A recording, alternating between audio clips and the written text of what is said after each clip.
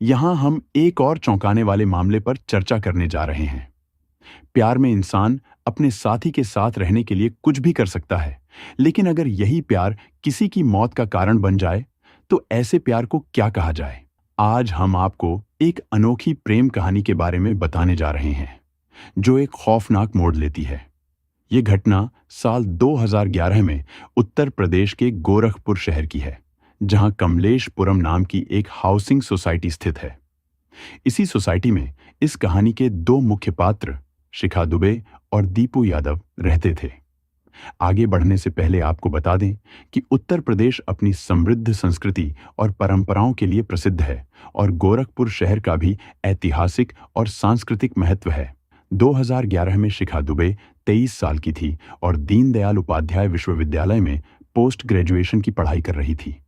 वह एक सरल, सभ्य और मासूम लड़की मानी जाती थी। दूसरी ओर दीपू यादव भी उसी विश्वविद्यालय का छात्र था और शिखा के घर के पास ही रहता था। दीपू यादव ने जब पहली बार शिखा को देखा तो पहली नजर में ही उसे पसंद करने लगा। उसने विश्वविद्यालय में शिखा से मिलने का तरीका खोजा और धीरे धीरे दोनों के बीच बातचीत शुरू हो गई। शिखा भी एक सरल और विनम्र स्वभाव की लड़की थी, इसलिए उसे भी दीपू का व्यक्तित्व अच्छा लगने लगा। समय के साथ उनकी दोस्ती गहरी होती चली गई और वे एक दूसरे को पसंद करने लगे। लेकिन जैसा कि हम जानते हैं, भारत में जाति व्यवस्था का बड़ा प्रभाव है। इस प्रेम कहानी में भी यही सबसे बड़ी बाधा थी। शिखा एक ऊंची जाति से ताल्लुक रखती थी, जबकि दीपू साधारण परिवार से था। हालांकि जाति की इस दीवार को दोनों ने नजरअंदाज कर दिया और अपने प्यार को सर्वोपरि रखा। वे एक दूसरे के बिना रहने की कल्पना भी नहीं कर सकते थे, लेकिन दोनों इस बात से भी वाकिफ थे कि उनके परिवार और समाज इस रिश्ते को स्वीकार नहीं करेंगे। इसी डर के कारण वे अपने रिश्ते को सबसे छिपाकर रखते और चोरी छिपे मुलाकातें करते। जल्द ही शिखा के परिवार को इस रिश्ते की भनक लग गई। जैसे ही उन्हें इस बारे में पता चला, उन्होंने शिखा पर कई तरह की पाबंदियां लगा दी। उसे दीपू से मिलने की इजाजत नहीं थी और वह केवल विश्वविद्यालय जा सकती थी। नतीजतन शिखा और दीपू की मुलाकातें बंद हो गईं। हालांकि ये बंदिशें शिखा के प्यार को ज्यादा दिनों तक नहीं रोक सकीं। कुछ समय तक अपने परिवार की बात मानने के बाद वह फिर से अपने प्यार की ओर खींची चली गई। जल्द ही दोनों ने चोरी छिपे मिलना फिर से शुरू कर दिया। आखिरकार 18 अप्रैल 2011 को उन्हें एक मौका मिला और उन्होंने गोरखपुर के एक मंदिर में जाकर शादी कर ली। चूंकि दोनों हिंदू धर्म के अनुयायी थे, इसलिए हिंदू विवाह अधिनियम के तहत यह शादी पूरी तरह वैध थी। हालांकि शादी के बाद भी उन्होंने इसे गुप्त रखा और हमेशा की तरह अपने अपने घरों में रहने लगे ताकि किसी को शक न हो। लेकिन फिर 10 जून 2011 को हालात अचानक बदल गए। उस दिन शिखा ने अपने परिवार से कहा कि उसे कुछ जरूरी काम से बाहर जाना है और वह जल्द ही लौट आएगी, लेकिन वह घर से निकलने के बाद कभी वापस नहीं लौटी। शाम होते होते शिखा के परिवार की चिंता बढ़ने लगी। एक युवा लड़की का रात में अकेले बाहर रहना सुरक्षित नहीं था, इसलिए उसके माता पिता उसकी तलाश में जुट गए।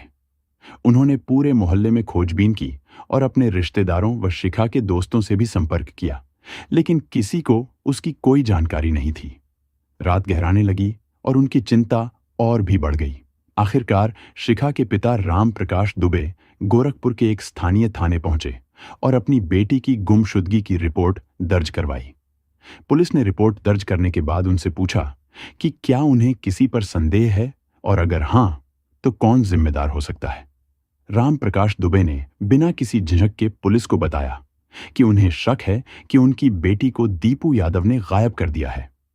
उन्होंने अपने बयान में कहा कि दीपू अक्सर शिखा को परेशान करता था, इसलिए यह संभव है कि उसी ने शिखा का अपहरण किया हो या उसकी हत्या कर दी हो।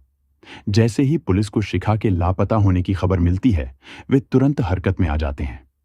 संदेह की सुई सीधे दीपू यादव की ओर घूमती है और उसे गिरफ्तार करने के लिए पुलिस उसके घर पहुंचती है।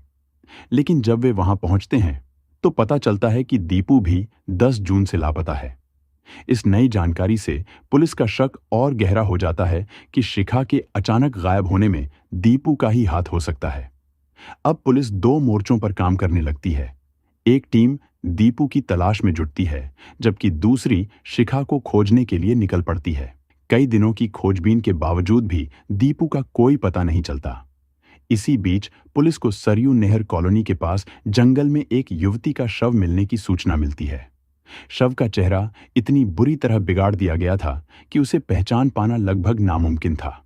यह देख पुलिस अधिकारी भी हैरान रह जाते हैं कि आखिर इस लड़की की किसी से ऐसी क्या दुश्मनी हो सकती थी जो इसे इतनी बेरहमी से मारा गया। मौके से शव को बरामद कर पुलिस थाने ले आती है और शिनाख्त के लिए शिखा के पिता राम प्रकाश को बुलाया जाता है। जैसे ही उन्हें यह खबर मिलती है, उनका दिल बैठ जाता है। वह लगातार प्रार्थना करने लगते हैं कि यह शव उनकी बेटी का न हो, लेकिन फिर भी वह अपनी भावनाओं पर नियंत्रण रखते हुए थाने पहुंचते हैं। शव का चेहरा बुरी तरह विकृत हो चुका था, इसलिए सीधे तौर पर पहचान करना संभव नहीं था। लेकिन शव के कपड़े, पैरों में चप्पल, गले में बंधा काला धागा और लड़की की लंबाई देखकर रामप्रकाश ने पहचान लिया कि यह उनकी बेटी शिखा ही है। इस भयानक सत्य का सामना करने के बाद शिखा के परिवार में कोहराम मच जाता है। उनकी दुनिया उजड़ चुकी थी। शिनाख्त पूरी होने के बाद शव को पोस्टमार्टम के लिए भेजा जाता है। कुछ समय बाद जब रिपोर्ट आती है तो उसमें दिल दहला देने वाले खुलासे होते हैं। रिपोर्ट के अनुसार शिखा की मौत गला घोंटने से हुई थी। उसके चेहरे पर किसी भारी वस्तु से कई बार हमला किया गया था और उससे भी अधिक भयावह यह था कि मौत से पहले उसके साथ दुष्कर्म किया गया था। इतना ही नहीं, उसके शरीर को कई जगह सिगरेट से जलाया गया था। इस रिपोर्ट ने साबित कर दिया कि शिखा की हत्या बेहद क्रूरता से की गई थी। पोस्टमार्टम के बाद शव उसके परिजनों को सौंप दिया जाता है और भारी मन से वे उसका अंतिम संस्कार कर देते हैं। इस दर्दनाक घटना की खबर अखबारों और न्यूज चैनलों में आग की तरह फैल जाती है। लोगों के बीच गुस्से की लहर दौड़ जाती है और अपराधियों को जल्द से जल्द गिरफ्तार करने की मांग तेज हो जाती है।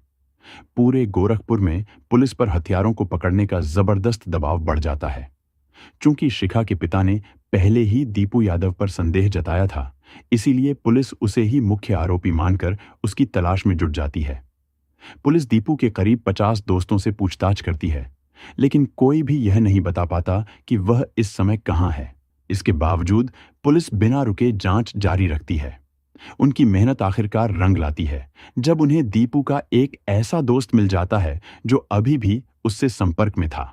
पूछताछ के दौरान इस दोस्त ने खुलासा किया कि हाल ही में उसकी कई बार दीपू से बात हुई थी और वह अक्सर सोनभद्र जिले का जिक्र करता था। सोनभद्र गोरखपुर से लगभग 167 मील दूर स्थित है और इसे भारत की ऊर्जा राजधानी भी कहा जाता है, क्योंकि यहाँ कई बड़े बिजली संयंत्र हैं। इस अहम जानकारी के आधार पर गोरखपुर पुलिस तुरंत सोनभद्र के लिए रवाना हो जाती है और वहां की स्थानीय पुलिस की मदद से दीपू को ढूंढने की कोशिश करती है। कई घंटों तक छानबीन चलती रहती है, लेकिन दीपू का कोई सुराग हाथ नहीं लगता। लेकिन पुलिस हिम्मत नहीं हारती और अपनी खोज जारी रखती है। इसी दौरान उन्हें एक ऐसा घर दिखाई देता है जो अंदर से बंद था। पुलिस दरवाजे पर दस्तक देती है, लेकिन अंदर से कोई जवाब नहीं आता। अधिकारी बार बार दरवाजा खटखटाते हैं, लेकिन फिर भी कोई दरवाजा खोलने नहीं आता। आखिरकार कुछ देर बाद एक लड़की दरवाजे पर आती है और दरवाजा खोल देती है। जैसे ही पुलिस उस लड़की को देखती है, वे दंग रह जाते हैं। दरवाजा खोलने वाली कोई और नहीं बल्कि शिखा दुबे थी। वही शिखा जिसका अंतिम संस्कार कुछ दिन पहले उसके परिवार ने किया था। वही शिखा जिसकी हत्या की गुत्थी सुलझाने के लिए पुलिस दिन रात एक किए हुए थी, अब उनके सामने खड़ी थी, जिंदा। यह दृश्य देखकर पुलिस अधिकारियों को अपनी आंखों पर यकीन नहीं होता। आखिर यह कैसे संभव हो सकता है? जिसे उन्होंने मृत समझा, वह उनके सामने जीवित खड़ी थी। अब सवाल उठता है कि पुलिस ने शिखा को पहचाना कैसे? दरअसल जब राम प्रकाश अपनी बेटी की गुमशुदगी की रिपोर्ट लिखवाने पुलिस स्टेशन आए थे, तब उन्होंने पुलिस को शिखा की कुछ तस्वीरें दी थीं। इन तस्वीरों की वजह से पुलिस को इस लड़की की पहचान करने में कोई दिक्कत नहीं हुई। लेकिन यह चौंकाने वाली बात यहीं खत्म नहीं होती। जब पुलिस घर के अंदर दाखिल होती है तो उन्हें वहां एक और व्यक्ति मिलता है, और वह कोई और नहीं बल्कि खुद दीपू यादव था। अब स्थिति पूरी तरह उलझ चुकी थी। पुलिस के सामने दो ऐसे लोग खड़े थे जिनमें से एक को मरा हुआ मान लिया गया था और दूसरे को उसकी हत्या के आरोप में तलाश किया जा रहा था। आखिर यह सब कैसे हुआ? क्या सच में शिखा दुबे की हत्या हुई थी? फिर जंगल में मिला वह शव किसका था? और अगर शिखा जिंदा थी तो इतने दिनों से वह कहां थी? इन सभी सवालों के जवाब जानने के लिए पुलिस को अब गहराई से जांच करनी थी। जल्द ही वे शिखा और दीपू को हिरासत में लेकर गहन पूछताछ शुरू कर देते हैं। ये एक चौंकाने वाली और दिल दहला देने वाली कहानी थी, जिसमें प्यार, साजिश और निर्दयता का भयावह मेल था। शिखा दुबे और दीपू यादव के रिश्ते ने एक ऐसी मोड़ ले ली जिसकी कल्पना करना भी मुश्किल था। शिखा ने पुलिस की सख्त पूछताछ के दौरान जो खुलासे किए वे बेहद चौंकाने वाले थे। उसने बताया कि 18 अप्रैल 2011 को जब उसने दीपू यादव से शादी की थी, तब उसे अंदाजा था कि उसके परिवार वाले इस शादी को कभी स्वीकार नहीं करेंगे। दीपू भी इस बात को समझता था, इसलिए दोनों ने हमेशा के लिए साथ रहने का कोई और रास्ता तलाशने का फैसला किया। इसी उलझन के बीच दीपू ने अपनी परेशानी अपने दोस्त सुग्रीव से साझा की। सुग्रीव ट्रांसपोर्ट का कारोबार करता था और खुद भी ट्रक चलाता था। दीपू की बात सुनने के बाद सुग्रीव ने एक ऐसा सुझाव दिया जिसे सुनकर कोई भी दहल सकता है। उसने बताया कि वह एक लड़की को जानता है जिसकी कदकाठी शिखा दुबे से काफी मिलती जुलती थी। उसने एक खौफनाक योजना बनाई। अगर वे उस लड़की की हत्या कर दें और उसका चेहरा इस हद तक बिगाड़ दें कि कोई भी पहचान न सके, फिर उसे शिखा के कपड़े पहना दें, तो सबको यही लगेगा कि शिखा मर चुकी है। इसके बाद वे दोनों किसी दूसरे शहर में जाकर आराम से नया जीवन शुरू कर सकते हैं। सबसे चौंकाने वाली बात यह थी कि यह क्रूर योजना सुनकर दीपू और शिखा दोनों को पसंद आई। मासूम दिखने वाली शिखा ने इस निर्मम साजिश को हकीकत में बदलने का फैसला कर लिया। इसके बाद सुग्रीव ने पूजा कुमारी नाम की एक 25 वर्षीय महिला से संपर्क किया। पूजा पहले से विवाहित थी और उसकी 3 साल की एक बेटी थी। वह आर्थिक तंगी से जूझ रही थी और किसी नौकरी की तलाश में थी। सुग्रीव ने इस मजबूरी का फायदा उठाया और उसे झांसे में लेने के लिए एक नौकरी का प्रस्ताव दिया। उसने पूजा से कहा कि उसे एक अच्छी नौकरी दिलवा सकता है और अगर वह चाहती है तो पहली महीने की सैलरी एडवांस में भी मिल सकती है। आर्थिक तंगी से जूझ रही पूजा के लिए यह प्रस्ताव ठुकराना मुश्किल था, इसलिए उसने बिना कुछ सोचे समझे हां कर दी। इसके बाद 10 जून 2011 का दिन आया, जिस दिन इस भयावह योजना को अंजाम दिया जाना था। शिखा अपने घर से यह कहकर निकली कि उसे एक जरूरी काम है और वह जल्द ही लौट आएगी, लेकिन सच यह था कि वह सीधे दीपू से मिलने जा रही थी। दोनों पहले बाजार गए और वहां से नए कपड़े खरीदे। दूसरी ओर योजना के अनुसार सुग्रीव ट्रक लेकर पूजा को लेने गया। उसने पूजा को एक सुनसान सड़क पर लाकर छोड़ दिया, जहां कुछ ही देर बाद दीपू और शिखा भी पहुंच गए। फिर वहां जो हुआ वह किसी भी इंसान की रूह कंपा सकता है। सुग्रीव और दीपू ने मिलकर पूजा कुमारी का गला घोंटकर उसकी बेरहमी से हत्या कर दी। लेकिन यह सिर्फ शुरुआत थी। इसके बाद शिखा ने वह नए कपड़े पहने जो बाजार से खरीदे थे और फिर पूजा के शव को वे कपड़े पहनाए जो उसने घर से निकलते वक्त पहने थे। उसने अपने गले से काला धागा उतारकर पूजा के गले में डाल दिया और अपनी चप्पलें उसके शव के पास रख दी। इसके बाद वे कुछ ऐसा करने जा रहे थे जिसकी कल्पना करना भी भयावह था। सुग्रीव और दीपू ने ट्रक से लोहे की भारी रॉड निकाली और पूजा के चेहरे पर बेरहमी से वार करने लगे। उन्होंने तब तक मारा जब तक कि चेहरा पूरी तरह से पहचान में न आ जाए।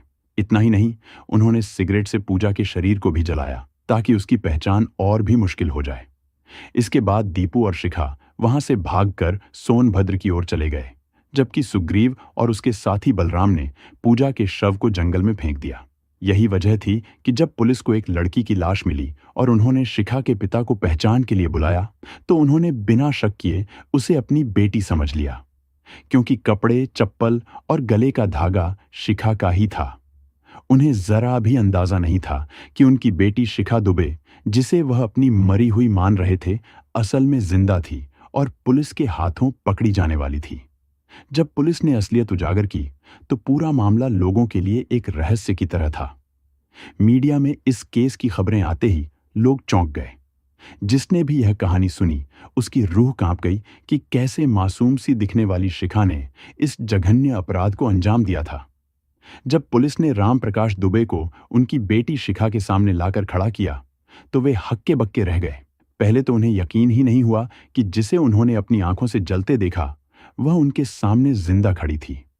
उन्होंने आगे बढ़कर शिखा का चेहरा छूकर यह पुष्टि करने की कोशिश की कि यह सच में उनकी बेटी है।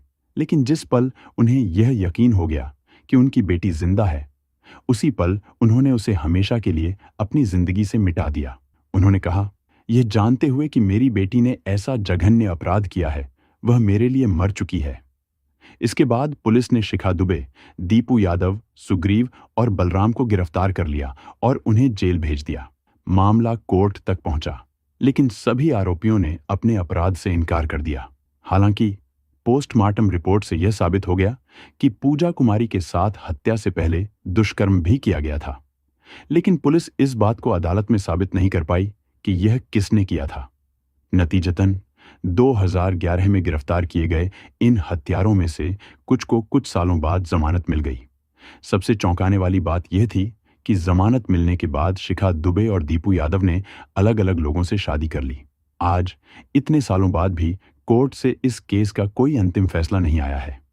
इस पूरी घटना का सबसे दर्दनाक पहलू यह था कि शिखा दुबे ने अपने प्रेमी के साथ रहने के लिए एक मासूम बच्ची से उसकी मां को छीन लिया। तो इसी के साथ शिखा दुबे केस यहीं समाप्त होता है। अगर आप चाहते हैं कि हम किसी और अपराध की गहराई में जाएं और उस पर विस्तृत वीडियो बनाएं, तो हमें कमेंट सेक्शन में जरूर बताएं। अगर आपको यह वीडियो पसंद आया हो तो इसे लाइक और शेयर करें। और अगर आपने अभी तक चैनल को सब्सक्राइब नहीं किया है तो कर लीजिए। धन्यवाद।